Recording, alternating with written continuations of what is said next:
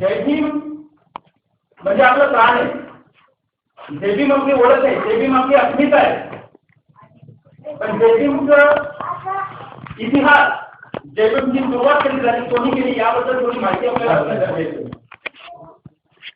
तर त्याबद्दल मी आपल्याला थोडं सांगू इच्छितो की सर्वसाधारणपणे जर आपण भारतामध्ये बघितलं तर जय भीम बद्दल लोकांच्या मनामध्ये भरपूर शंका आणि कुशंका आहे.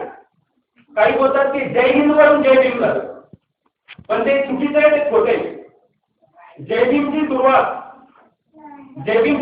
बाबासाहेबांचे कट्टर कार्यकर्ते बाबू एलन हरदास, जे स्वतंत्र मजूर पक्षाचे प्रमुख होते, त्यांनी 1937 साली केलेली होती. त्यांनी जय भीम हा नारा सुरू केला होता. त्यांचं नाव आहे बाबू एलन हरदास. आणि जे लोक बोलतात की जय हिंद पासून जय भीम झालं, ते चुकीचं कसं आहे? तर सुभाषचंद्र बोस यांनी जेव्हा आझाद हिंद फौजची स्थापना केली 1945 ला, 1945 ला त्यांनी सर्वप्रथम जय हिंदचा नारा दिला. आणि हरदास यांनी 1937 ला म्हणजे सुभाषचंद्र बोस यांच्या 7 ते 8 वर्षापूर्वी जय हिंदचा नारा दिलाय. तर जय हिंद पासून कदाचित जय हिंद झालं असेल, पण जय हिंद पासून जय भीम झालं.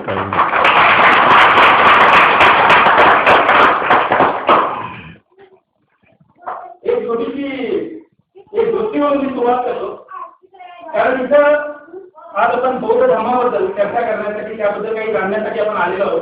पण एक गोष्ट मी इथं स्पष्ट करू इच्छितो की मी एकदम सर्वसाधारण व्यक्ती आहे. बौद्ध धर्मावर बोलण्याची अथॉरिटी माझ्याकडे नाहीये. आणि दुसरी गोष्ट, बौद्ध धर्म किती महान आहे हे सांगण्याची माझी लायकी पण नाही. कारण बौद्ध धर्म महान आहे हे याच गोष्टीने सिद्ध होतं, कारण बाबासाहेबांनी जगातले सर्वात विद्वान असलेले विश्ववंदनीय महामानव बाबासाहेब भीमराव रामजी आंबेडकरांनी जर बौद्ध धर्म घेतला म्हणजे हे सिद्ध होतं की बौद्ध धर्म हा महानच असला पाहिजे. त्यामुळे बौद्ध धर्म महान आहे हे सांगण्याची गरज नाही. पण बाबासाहेबांनी बौद्ध धर्म घेताना कोणत्या उद्दिष्टासाठी बौद्ध धर्म घेतला ते उद्दिष्ट समाजापर्यंत मला वाटतं आजपर्यंत केलेलं नाही. बौद्ध धर्माला आपला समाज फक्त एक धार्मिक बाब म्हणून बघतोय. पण जर आपण बाबासाहेबांच्या दृष्टीने बौद्ध धर्माकडे बघितलं तर बाबासाहेब म्हणत होते की बौद्ध धर्म आमच्या स्वातंत्र्याचा नारा आहे. आमच्या स्वातंत्र्यासाठी आम्ही बौद्ध धर्म घेतोय, कारण बौद्ध धर्म 4 प्रमुख तत्वांवर प्रस्थापित झालेला आहे. आणि ते 4 तत्व म्हणजे स्वातंत्र्य, समता, बंधुता आणि न्याय. आणि ज्या दिवशी या भारतामध्ये स्वातंत्र्य, समता, बंधुता आणि न्याय प्रस्थापित होईल त्या दिवशी या देशातील बहुजन समाज ब्राह्मणी गुलामगिरीतून मुक्त होईल. त्यानंतर स्वातंत्र्याचा जाहीरनामा म्हणून बौद्ध धर्म. एक गोष्ट मी सांगतो की सुमारे 100 वर्षापूर्वी अमेरिकेमध्ये एक व्यक्ती सकाळी उठून न्यूजपेपर वाचत होता, दैनिक वर्तमानपत्र वाचत होता. तो व्यक्ती पेपर वाचत असताना पहिलं पण चाललं, दुसरं झालं, तिसरं झालं, 4थं, 5वं. अचानक त्याचं लक्ष त्या न्यूजपेपरमध्ये, त्या वर्तमानपत्रामध्ये ऑबिच्युरी कॉलम एक असतो. ऑबिच्युरी कॉलम म्हणजे तिथं आदरांजली, श्रद्धांजली, कुणी वारल्यावर वगैरे जी माहिती देतात त्या आदरांजलीकडे गेली. आणि त्या आदरांजलीच्या आर्टिकल जेव्हा त्याचं लक्ष गेलं तो चकित झाला, कारण त्या आदरांजलीमध्ये त्या माणसाचा फोटो टाकला होता जो वाचतोय आणि खाली लिहिलं हा माणूस जगावला म्हणून. तो तर खूप शॉक झाला, त्यावेळी जीवनभर माणूस कसं काय आलंय आदरांजलीवर. तर त्याला एक कुतूहल निर्माण झालं की चला बघूया मी मेल्यानंतर समाज माझ्याबद्दल, जग माझ्याबद्दल काय म्हणतो. तर ते जाणण्यासाठी त्यांनी त्याच्यापुढे जे लिहिलं होतं, 2 लाईनी लिहिल्या होत्या त्या वाचायला सुरुवात केली. पहिली लाईन लिहिली होती की ग्रॅनाइट असं ना, बॉम्ब, ग्रॅनाइटचा शोध लावणारा मेला. आणि दुसरी गोष्ट लिहिली होती की तो मृत्यूचा सौदागर होता. ते वाचून त्याला फार खंत वाटली, त्यावेळी मी जीवनामध्ये कशाचा शोध लावला तर बॉम्बचा, आणि त्या बॉम्बने काय झालं तर युद्ध होतं, तर मी मृत्यूचा सौदागर ठरलं. तर ती गोष्ट त्याला मनाला पाठ आली. आणि त्या क्षणी त्या व्यक्तीने निश्चय केला की याची पुढची हयात, आता मी जे काही बजेट ते माझी पुढची हयात मी फक्त आणि फक्त जगामध्ये, देशामध्ये आणि जगामध्ये शांतता आणि सुव्यवस्था निर्माण करण्यासाठी खर्ची घालेल. आणि त्या व्यक्तीच्या नावावर आज जागतिक मान्यतेचा नोबेल पुरस्कार दिला जातो. त्या व्यक्तीचं नाव अल्फ्रेड नोबेल. तर ही गोष्ट मी यासाठी सांगितली की आपण काय करतोय, फक्त जन्माला आलो म्हणून जगायचं का अजून मेलो नाही म्हणून जगायचं. तर तसं नसलं पाहिजे. तर आपण जगण्याच्या पाठीमागे जगण्यासाठी काहीतरी उद्दिष्ट असलं काहीतरी उद्दिष्ट असलं पाहिजे. आता आपण भगवान बुद्धांची जी प्रतिमा बघतोय, महात्मा बाबासाहेबांची जी प्रतिमा बघतोय, आपले जे महापुरुष होते हे फक्त जगण्यासाठी जगले नाही की अजून मेवले म्हणून जगले नाही, तर त्यांनी जगण्याचा एक उद्दिष्ट ठरवलं होतं, एक निश्चय, एक उद्दिष्ट त्यांनी निर्धारित केलं होतं आणि त्या उद्दिष्टाच्या पूर्ततेसाठी या महामानवांनी आपली हयातभर केली आणि त्यामुळे आज ते म्हणून सुद्धा जिवंत आहेत. आपले महापुरुषात म्हणून सुद्धा जिवंत आहेत. आज आपण त्यांनी प्रतिमा घरामध्ये लावतो. अण्णाभाऊ साठेंपासून अण्णाभाऊ साठे या बाबासाहेब आंबेडकर, शाहू महाराज, महात्मा फुले यामध्ये कोणी आज जिवंत नाहीये, पण ते म्हणून सुद्धा जिवंत आहेत कारण त्यांनी जीवनाचं एक उद्दिष्ट निर्धारित केलं होतं की या देशामध्ये आमचा बहुजन समाज हा ब्राह्मणी व्यवस्थेचा गुलाम आहे. आमच्या बहुजन समाजाला मी स्वातंत्र्याचं आंदोलन निर्माण करून त्यांना ब्राह्मणी व्यवस्थेतून मुक्त करेल. या त्यांच्या उद्दिष्टासाठी त्यांनी जीवन हयातभर संघर्ष केला, त्यामुळे असे म्हणून सुद्धा आपल्यामध्ये जिवंत आहे. तर मित्रांनो, आपल्या जीवनाचं उद्दिष्ट काय असलं पाहिजे? तर ज्या महापुरुषांनी आपला हयातभर संघर्ष केला आम्हाला माणूस बनवण्यासाठी, तर त्यांचे जे उद्दिष्ट, त्यांचं जे कार्य आज अपूर्ण राहिलेलं आहे, अर्धवट राहिलेलं आहे, ते पूर्ण करणं हा आपल्या जीवनाचा उद्दिष्ट असला पाहिजे. त्यासाठीच आपण जगलं पाहिजे. फक्त जगायचं म्हणून जगायचं नाही किंवा अजून गेलो नाही म्हणून जगायचं नाही. तर जीवनाचं उद्दिष्ट असलं पाहिजे की बाबासाहेबांनी आणि आपल्या महापुरुषांनी ज्या उद्दिष्टासाठी जीवनभर संघर्ष केला तो अजून पूर्ण झालेला नाहीये, तर ते पूर्ण करणं आपल्या जीवनाचं उद्दिष्ट बनवलं पाहिजे. आणि त्यासाठी मला वाटतं की आजच्या दिवसाच्या जे आपण भेटलेलो आहे, तर आपण या गोष्टी घेऊन जाईल.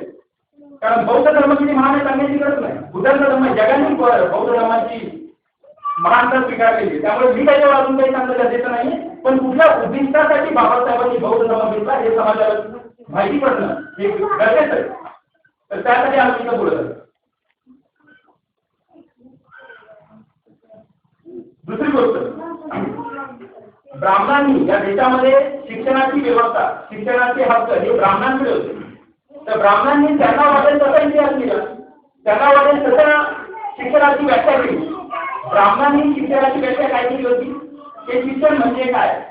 तर ब्राह्मण बोलतो ते पृथ्वीच्या तळापासून, समुद्राच्या तळापासून ते अंतराळापर्यंत जे जे काही आहे त्याचं ज्ञान संपादन करणं म्हणजे शिक्षण. महात्मा फुले 150 वर्षापूर्वी जगातील सर्वात विद्वान बाबासाहेब यांना गुरु मानतात, ते राष्ट्रपिता महात्मा ज्योतिराव फुले 150 वर्षापूर्वी ब्राह्मणांनी दिलेली शिक्षणाची व्याख्या नाकारतात, खारिज करतात. आणि महात्मा फुले बोलतात शिक्षणाची व्याख्या ती नाहीये.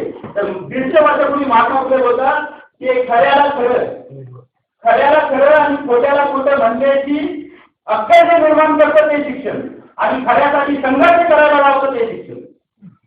महात्मा फुलेंनी ही शिक्षणाची व्याख्या केली. आणि जर महात्मा फुलेंनी शिक्षणाची व्याख्या ही केली की खऱ्याला खरं आणि खोट्याला खोटं म्हणण्याची अक्कल जे निर्माण करतं आणि खऱ्यासाठी संघर्ष करायला लावतं ते शिक्षण, तर आज आपण मोठा विचारला पाहिजे खऱ्या अर्थाने आपण आजही शिक्षित झालो आहोत. काय आपण खऱ्या आणि खोट्याची ओळख करू शकतो? आणि जर आपण खऱ्या आणि खोट्याची ओळख करू शकतो तर काय आपण खऱ्यासाठी, न्यायासाठी, आज झगडण्यासाठी, संघर्ष करण्यासाठी तयार आहोत? हा प्रश्न स्वतःलाच विचार आहे. हा प्रश्न आपल्याला स्वतःलाच विचार आहे. बाबासाहेबांच्या जीवनाचा उद्देश, आपण बोलतो की आम्ही भीमसैनिक आहोत वगैरे वगैरे, पण जर आपण एक साधा प्रश्न विचारला की बाबासाहेबांच्या जीवनाचा उद्देश होता, लोकांची बोलणी होते, समजत नाही काय बोलते. बाबासाहेबांच्या जीवनाचा उद्देश त्यांनी त्यांच्या जीवनातील 4 महत्त्वाच्या प्रसंगी स्पष्ट केलेला आहे. सर्वात पहिला प्रसंग, मी लास्ट टाइम पण आलो होतो ही गोष्ट सांगितली होती, मी पुन्हा पुन्हा सांगतो कारण हे फार महत्त्वाचं आहे की बाबासाहेबांनी आपली हयात कोणत्या उद्दिष्टासाठी खर्च केली होती. 1927 ला बाबासाहेब म्हणतात की मी महाराष्ट्र सत्याग्रह करतोय हे फक्त पाण्यासाठी नव्हे, तर आम्ही पण माणूस आहोत, आम्ही सुद्धा माणसं आहोत आणि माणूस म्हणून जगण्याचा हक्क आम्हाला आहे हे प्रस्थापित करण्यासाठी आणि या देशामध्ये स्वातंत्र्य, समता, बंधुता आणि न्याय या तत्वांवर आधारित नवसमाजाची रचना करण्यासाठी मी महाराष्ट्र सत्याग्रह करत आहे. त्याच्यानंतर जेवढे मुक्कामी जेव्हा बाबासाहेबांनी धर्मांतराची घोषणा केली तेव्हा सुद्धा बाबासाहेब म्हणाले की मी हिंदू धर्मात जन्माला आलो, माझ्या हातात नव्हतं, पण मी हिंदू म्हणून मरणार नाही. धर्मांतराची घोषणा केली आणि बाबासाहेब बोलले मी हिंदू धर्म सोडणार. का सोडणार? कारण मला या देशामध्ये स्वातंत्र्य, समता, बंधुता आणि न्यायावर आधारित नवसमाजाची रचना करायची. त्यानंतर 1950 ला 26 जानेवारी 1950 ला जेव्हा संविधान पारित होत आहे तर संविधानाच्या प्रियंबलमध्ये, प्रस्तावनामध्ये बाबासाहेब म्हणतायत की मी या देशाला संविधान अर्पित करतोय कारण या संविधानामध्ये स्वातंत्र्य, समता, बंधुता आणि न्यायावर आधारित नवसमाजाची रचनेची प्रस्थापित करण्यासाठी प्रयत्न असणार. त्यानंतर बाबासाहेबांनी धर्मांतर केले. 14 ऑक्टोबर 1956 धर्मांतराच्या नंतर सुद्धा धम्मदीक्षा घेतल्याच्या नंतर सुद्धा बाबासाहेब बोलतात मी बौद्ध धर्म घेतला. का घेतला? कारण मला या देशामध्ये स्वातंत्र्य, समता, बंधुता आणि न्यायावर आधारित लोकसमाजाची रचना करायची आहे. कारण आमची जर भरपूर समस्या आहेत, आमच्या हजारो समस्या आहेत, पण त्या समस्यांमध्ये सर्वात मूळची जर कुठली मुख्य समस्या असेल तर ती ही आहे की आजही आम्ही गुलाम आहोत. आणि गुलामी जर आमची सर्वात मोठी समस्या आहे तर त्याच्यावरती सर्वात मोठा उपाय असणार आहे स्वातंत्र्याचा. तर बाबासाहेबांनी आम्हाला स्वातंत्र्य देण्यासाठी, आम्हाला स्वातंत्र्याचे हक्क देण्यासाठी बौद्ध धर्म घेतला. पण आज आपण सर्वसाधारणपणे समाजामध्ये बघतो तर बौद्ध धर्म म्हणजे आपला, मी कोणावर टीका नाही करत, म्हणजे दिसतंय ते आपण बोललं पाहिजे, बळकटपणे बोललं पाहिजे.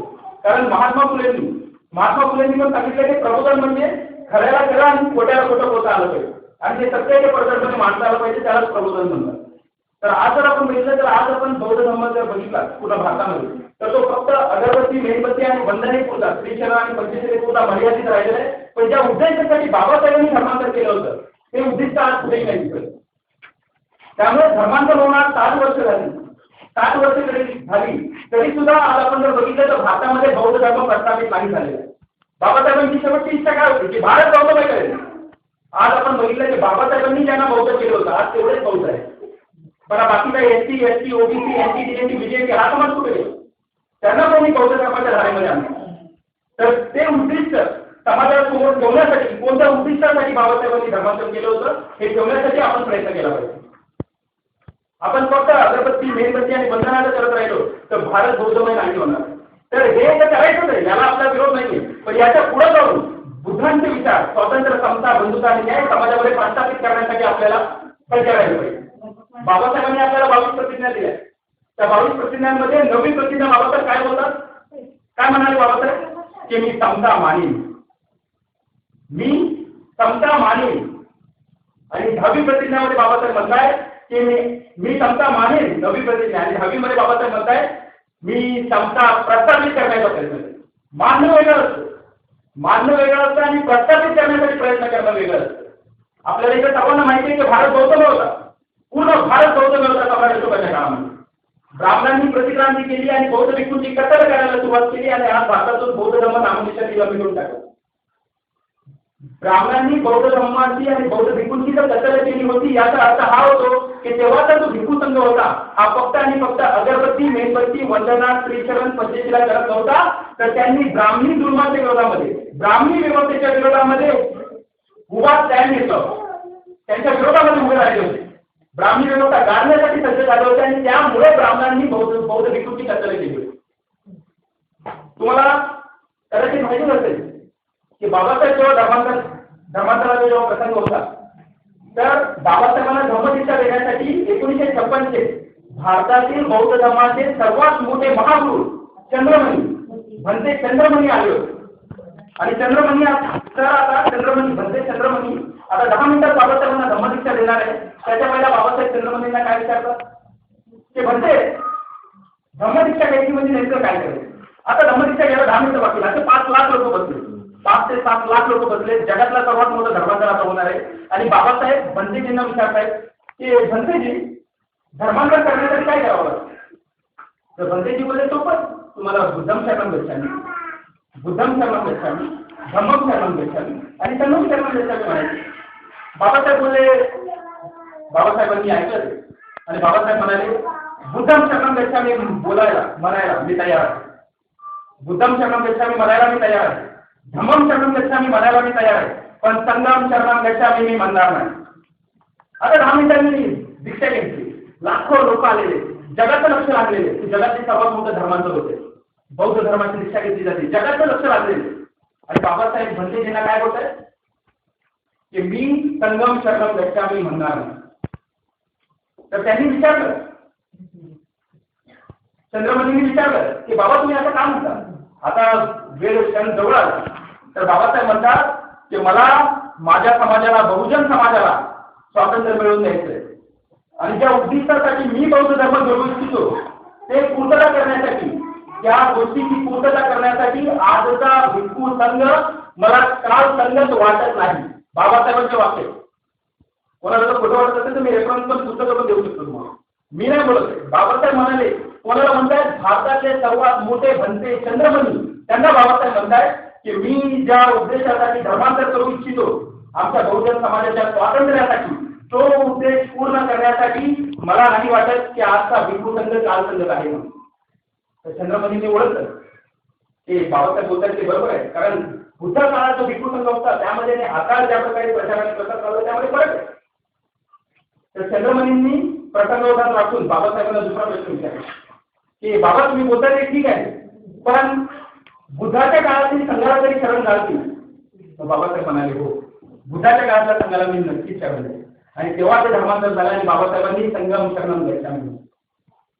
याच्यातून आपण कुठला बोध घेतला पाहिजे की आता जे चालू आहे, आज जर आपण बघितलं तर जे प्रचार आणि प्रसाराचे जे माध्यम आणि बौद्ध धर्माचा जो प्रचार आणि प्रसार बाबासाहेबांना अभिप्रेत होता तो आज सुद्धा झालेला नाही. 56 बाबासाहेब बोलत आहेत की भिक्खू संघामध्ये बदल झाला पाहिजे, ते एकदम मिशनरी झाले पाहिजे आणि अग्रेसिव्हपणे त्यांनी सर्व 7 जातींना जोडण्यासाठी काम केलं पाहिजे. पण त्या दृष्टीने कोणतेही पाऊल टाकण्यात नाही आले. आपण दरवर्षी बुद्ध पौर्णिमा साजरी करतो, पण त्यामध्ये आपण फक्त बौद्ध धर्म किती महान होता याच्यावर चर्चा करतो. पण बौद्ध धर्म या देशामध्ये कसा प्रस्थापित करायचा, भारताला बौद्धमय कसं बनवायचं, याच्यासाठी आपल्याकडे कुठलं प्लॅनिंग नसतं, कुठलं स्ट्रॅटेजी नसते आणि काही नसते. तर त्यामुळे मला असं वाटतं की आपण फक्त आपण इथं सर्व बाबासाहेबांना मानतो, आपल्यासाठी बाबासाहेब देवापेक्षा मानतो. जर कोणी देवाला मानत असेल तर मानत असेल, पण आपल्यासाठी बाबासाहेब देवापेक्षा पण मानतो. आणि आपल्या पालकाला जर कोणी उलट वगैरे काही बोललं तर कदाचित आपण सहन करू, पण बाबासाहेबांच्या विरोधामध्ये जर कोणी शब्द काढला किंवा महापुरुषांच्या विरोधामध्ये जर कोणी शब्द काढला आणि तो पोलीस असला तर पोलिसाला सुद्धा त्याच्या खाकी वरती सकट आम्ही सरकवून घालू. एवढं प्रेम आमचं बाबासाहेबांवर. पुढची गोष्ट मी सांगतो की बाबासाहेब दादरला होते, मुंबईला दादरला होते. आणि दादरला असताना भजनचा आनंद कौशल्य आहे, आपल्यापैकी भरपूर लोकांनी त्यांची नावं ऐकली. भजनचा आनंद कौशल्य आहे. एकदा दादरला बाबासाहेबांना भेटायला गेले. आता बाबासाहेबांनी धम्मदीक्षा घेतली आहे. बाबासाहेब त्यांचे शिष्य झाले, ते गुरु. पण बाबासाहेबांना भजनचा आनंद कौशल्य आहे, यांना काही सुचवून द्यायचं होतं, काही पटवून द्यायचं होतं. पण आपल्या भारतामध्ये तशी परंपराच नाहीये की शिष्याने गुरुला शिकवायची परंपरा नाही. मी गुरु बोलत असतो आणि शिष्य ऐकत असतो. बाबासाहेब तिथे शिष्य होते, कारण शिक्षा घेतली होती. पण बाबासाहेबांना काही गोष्टी भजनचा आनंद कौशल्याने यांना जाणून करून द्यायची. तर बाबासाहेबांनी त्यांना एक प्रश्न विचारला की भंतेजी, तुम्हाला कुठल्या बुद्धांची प्रतिमा आवडते? बुद्धांची प्रतिमा, कुठल्या बुद्धांची प्रतिमा आवडते? भजनचा आनंद कौशल्याने बाबासाहेब विचारला. भजनचा आनंद कौशल्याने हसले आणि म्हणले, ध्यानस्थ बसलेला बुद्ध मला फार आवडतो. ध्यानस्थ बसलेले बुद्ध मला फार आवडतं. बाबासाहेबांचा चेहरा एकदम रागीट झाला. बाबासाहेब रागावले. बाबासाहेब बोलले, मला ती प्रतिमा बिलकुल आवडत नाही. तर बाबासाहेब म्हणाले, मला कुठली प्रतिमा आवडते? तर ज्यामध्ये बुद्धाने डोळे उघडे ठेवलेले आहेत, बुद्ध उभा आहे, हातामध्ये परिसारिका घेतली आहे आणि प्रचार करताना दिसणारा बुद्ध मला आवडतो.